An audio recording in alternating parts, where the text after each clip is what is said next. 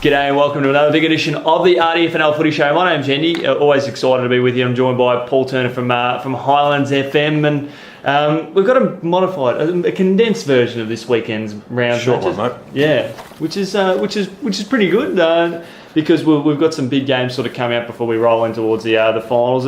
And this weekend, it's not the most exciting round of football on offer, but I think it could provide an interesting round for those who are getting around. It's exciting if you're playing, mate. Yeah. So, the games don't have a lot of relevance to the ladder positions and that sort of stuff, but it's a good weekend of footy anyway. At least we've got some footy. Exactly. Somewhere to go.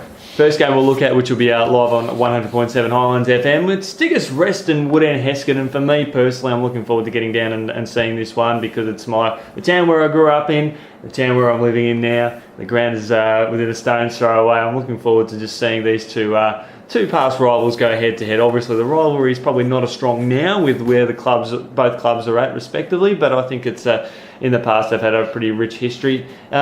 Diggers Rest sort of going down last week, mate, against the Bombers and the Hawks, having a really big win over Lansfield, just getting some of that confidence and belief back on the playing field. The Diggers are a bit like the West Coast Eagles of our competition. They win one, lose one, win one, lose one, and that's the way they seem to be running at the moment. They got themselves up and really worked up after their loss against Rupo to beat Macedon. And, the club got stung, and then all of a sudden they took their foot off the accelerator and got rolled last weekend. So they're going to be smarting. They need to win. They do. For their finals aspirations and to consolidate the position. They'll make finals, but they need to be able to manipulate where they finish in the sixth. They should realistically, if they're serious about this, put their foot to the sword of poor old Woodend at the moment, having some issues, and nail them and comfortably beat them by a large margin. You would hope, but it's going to be a bit wet and a bit slippery, and Woodend plays their little ground quite well. So it's going to be an interesting challenge for them. It is at Woodend, I hope. Yeah, it is at Diggers Rest, so it's a smaller ground. So smaller ground, so they play well at home, and you would think they'd put a foot to the sword and do it. Is it scary to say, though, that Woodend Heskett actually have a better functioning forward line? They've got Cam Arnold and Tom Gawthrop. Well, we've seen Arnold in action. When he played up high forward for him, he was fantastic. Yep. He gets pigeonholed when they put him down full forward. They pigeonhole him a little bit. He hasn't got the room to move because he's only young and he's mobile, so he needs the opportunity to move around. So if he plays half centre forward, or Diggers where centre forward is actually between, they play him 10 metres back from the 50 because it's a small ground, and he's got some room which he's not going to really have. And look, Diggers will stifle him. Unfortunately, they'll just scrap them as they do down at that ground there. And I don't think it's going to be easy though, because if you look at, they've been putting Tom Gleeson, who's probably, in my opinion, one of their best backmen. He's been drifting forward to kick some goals. Stuart Clark's been, he can play all over the ground a little bit. I don't know, when you've got Cam Arnold, if he's getting a little bit of supply and you've got Tom Gawthrop, I don't know whether Diggers sort of have the manpower to sort of take them both down while still having those guys maybe press forward and kick goals. I don't know. I'm probably being a little bit optimistic for the sake of a closer game, but I don't know if it's going to be as easy for them. I think you're being optimistic for a close game, but look, Housey for Woodend, we all know he's a tough footballer around the ball. He's going to need to be, because he's coming with Keegan McCabe and these guys who are tough and hard around the footy too, and then put the Kilty brothers back in there as well. They're going to be, they are hard around the footy too. Well, they've got the speed around the midfield. There's no doubt about it. Oh, they have. And then if Tyler Hine or then Taylor Hine decide to start pulling their finger out and having a Fettingham crack, and Carl Morton starts doing what he's supposed to do and kick goals and dominate games of football, then it could be a scary result. But it's going to look. It's a small ground. If it's a bit blowy, it's going to make it a tough day. I'm not sure what the weather's going to be. I would hope, for Diggers Rest point of view for the season, that they win this comfortably, and they need to. They need to get some consistency in their football. Nothing gives you confidence more than a big win, and it doesn't matter who it's against. If they can go out there and kick a big score, which they haven't done all year, over Woodend, and from Woodend's point of view, they're just looking to consolidate and try and finish the year off with a bit of positivity. For them to get within a 5-goal or 6-goal hit of Diggers this weekend would be a good result for them. Lansfield and Rockbank.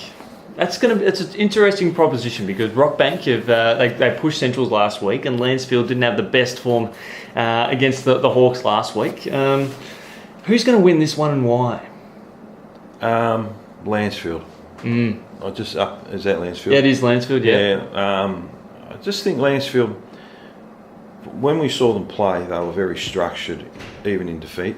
They're coming out defence. They went through the same zone, set up one small huddle forward, another huddle back at centre forward, and they stuck with it. Yep. And their kids tried their backsides off. I mean, effort is nothing short of brilliant for the Lansfield Footy Club. They put more pressure on Macedon when we saw them than pretty much anybody.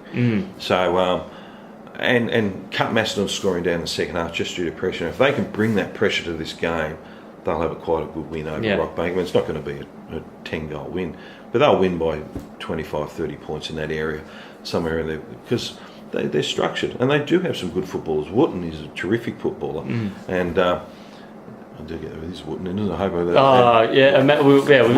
Worcester, Jimmy Worcester, a terrific footballer, and a few, they've got the opportunity to win this, and they need for their club to win it. I just think at the moment Lansfield should win this comfortably, and Rockbank themselves probably need to just gel up a little bit harder and tie up some loose ends, and they're going to be okay. But they've got a lot of work to do. But it's still, I think, the interesting game of the round anyway. Oh, it's an intriguing game. If we had to call one, I wouldn't mind doing that one. Yeah. Just for the sake of two evenly sort of matched teams. But I just think balance-wise, Lansfield will get this, and up at Lansfield too. And plays a bit bigger ground and it'll be going right. Slower deck too. Last game we'll look at Sunbury Kangaroos and Broadford. Now for Sunbury Kangaroos, this is probably I'm going to go out on a limb and say one of the biggest games of the last month for them, because you talk about Diggers needing to make a statement. It's the Kangas of the Sunbury variety. This is it. If Rupert's Wood can go out and, in all due respect to Broadford, but have 60 scoring shots, Sunbury Kangaroos at home on a fast deck with their pace, their dynamic forward line, they should go out and have at least 40 scoring shots, in all due respect to Broadford. Yeah, look, Broadford's running out of petrol. They are, and it's been a long, tough season for them. You're right, Sunbury Kangaroos, who knows what version's going to turn up every week. I will say this, though, with Hickman and Littlewood and a few others that they've got in their midfield that can go into the midfield for Broadford, Hickman I would place him as nearly the best ruckman in the competition. Yeah, and they're not going to get first use of the footy, because he's going to give his players the first use of footy. He's a big body and a small ground. He's going to be actually quite dangerous. Yep.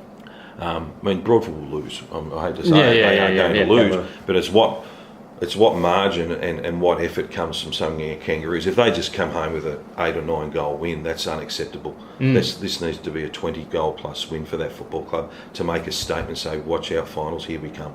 And I'm not sure whether that's in them at the moment, because they're just dropping games they shouldn't. They don't seem to have a killer instinct amongst them. They just roll along. I mean, Joshy Burgess needs to be, he was a gun forward in Ballarat footy. He needs to pick it up. And I'm not potting players here. I'm just stating fact. You understand their potential. I do. And Lobby, he's kicking a few goals. They've got a few goal kickers in the system, but they do need to pick up the ante now. This is time. We come to the business end of the season. They need to start getting some kills on the board. Well, you got Lobby, you got Burgess, you got Farmer, and you got Pretty. Sorry, I should say. He's they are the most star-studded forward line midfield in the competition, but they've got to start showing it. Yeah, I mean, one of them need to come out with kick a bag of 10. Yeah, and say, well, we're here. The Kangaroos have arrived. Because if you were coaching against Sunbury Kangaroos and you were trying to do your matchups at the moment, you wouldn't be overly concerned about some of them, because a lot of their big goal kickers aren't kicking goals. I mean, Lobby's, I'm not sure they're playing him high forward. He's not he's a big strong man, and he's hard to match up on. But does it come across the other thing though, that maybe they stacked the forward line, and maybe they're just, you've got all these big names out there. If you take out a couple and you put them in another team, the four of them would be better. Like, have they gone too hard with too many stars who command more attention? But some of those forwards can go midfield at Sunbury's. Yeah, which I know Burjo's been doing this year. But Burjo's a forward, always was. Yeah. And he needs to play forward, because he's the youngest and probably the most agile of all of them. Yeah. But therefore, I can see why they play midfield. But I'm just not picking on Lobby here in any street. Lobby's a big-bodied man. Put him in the midfield of Sunbury Kangaroos ground and do what Wallen did last week with a wrecking ball. Just go in there and smash packs with your body.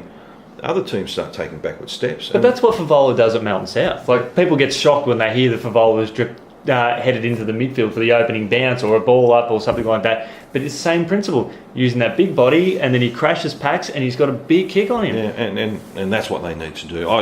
Sunbury, it's time for a statement. It's time to announce themselves to this competition this year instead of just sort of flying along under the radar a little bit, which they have been. And we're all surprised with some of their results, but they need to stand up this weekend and well, realistically, probably belt Broadford and say, well, here we go. Finals are around the corner and we're going to make a statement. Well, finals are around the corner and it's coming very, very quickly. Well, I've just got an opportunity. The junior finals have been announced earlier on the week.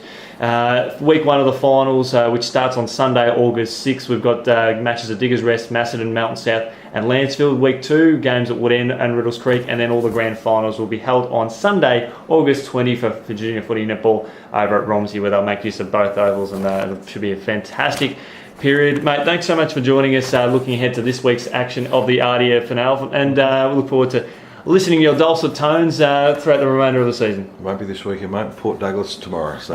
You got a hard life, mate. Beautiful. Thanks, mate. Appreciate your time. All right, thanks, buddy.